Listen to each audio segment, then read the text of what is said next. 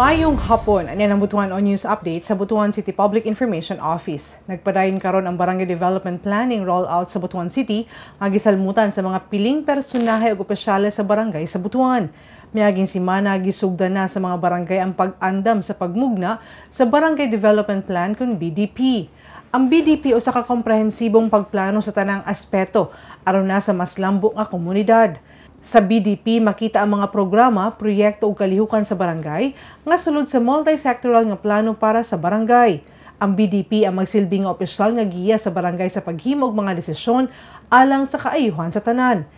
Gisiguro sab nga ang pagplano para sa BDP usa ka inklusibo ug participatory process asa giapil ang mga sektor sa barangay sama sa mga kababayen-an, kabatan-unan, senior citizens ug mga PWDs aron masiguro nga ang ilang mga tinguha o prioridad maapil sa plano. Ang kalihukan gipangunahan sa City DILG. Sila ang naghatag og nagtudlo sa insaktong porma og implementasyon sa BDP. Pinaagi niini masiguro nga ang mga barangay makabot ang ilang mga tumong pinaagi sa klaro ug organisadong paagi. Malampusong napahigayon ang duha ka adlaw nga capability training sa mga campus journalist sa piling eskwelahan sa syudad sa may Almont Inland Hotel ning syudad miaging simana.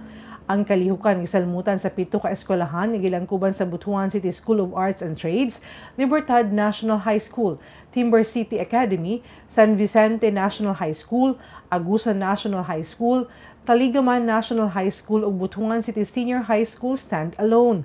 Gipailawom ang mga estudyante o coaches sa news writing and reporting workshop, lakip na photojournalism workshop.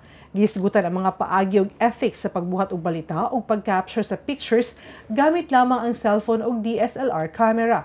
May pailawom sab sa lecture sa fact-checking ang mga partisipante og media ethics and responsible journalism. Nanguna ang City Executive Management Department Public Information Division sa nasangpit nga kalihukan sa tinguhang mapalig-on ang kahanas ug kahibalo sa mga estudyante sa hisgutanan sa journalism. O mga mga updates ng adlaw alang sa bang mga updates, i-follow and like ang official Facebook page, TikTok, Instagram o subscribe sa YouTube channel sa Butuan City Public Information Office. Ako si Charmaine Awitan. Daghang salamat.